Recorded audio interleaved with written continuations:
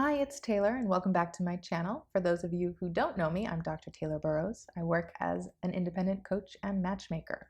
I wanted to revisit a topic today that I have spoken about before. There's another video on it, and I'll link it at the end here, but I wanted to expand on it a little bit and generalize the topic of outcome independence. This is one of those concepts that a lot of people are confused about. They don't really understand what it means. So outcome independence is about not being attached to the outcome. It doesn't mean you don't care. It doesn't mean that whatever happens, that you're totally in the wind and it doesn't matter one way or the other. What it means is that whatever it is that you want to happen, you're not going to force it to happen. You're gonna allow yourself the ability to detach from the outcome enough that you're still invested emotionally, like you still are contributing to the success of the outcome that you'd like to have, but you're okay and accept the outcome even if you don't get it, with grace and with steadiness. So I don't know if this will help, but think of it this way. For an example, when I was doing my doctoral dissertation research years ago, I picked a topic that was really close to my heart, and it was very hard for me to not want the outcome that I was trying to get.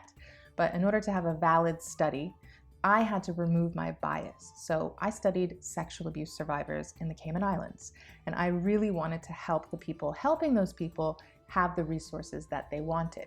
But in order to have a study that was worthwhile, I needed to not sway the research and not influence the conclusion that I was going to draw. So I had to remove that bias, and I had to really get neutral and objective in just allowing the truth of what it was in that research study to reveal itself and come to the surface. So if we're talking about relationships, for example, you might want this relationship to develop into something serious and solid that's on track for marriage.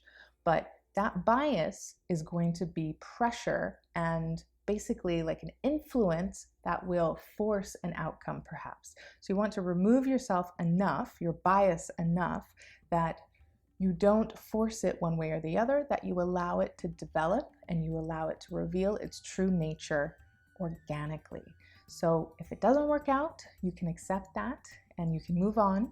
And if it does work out, that's great. You've done the best that you could to contribute to that outcome, but you cannot control these things. It's not in your power to determine the outcome, especially in matters of the heart. So that outcome independence is extremely important. I hope that helps to explain that concept. If you have any other questions, please do put them below in the comments. And don't forget to subscribe and like this video, and we'll chat again soon. Ciao!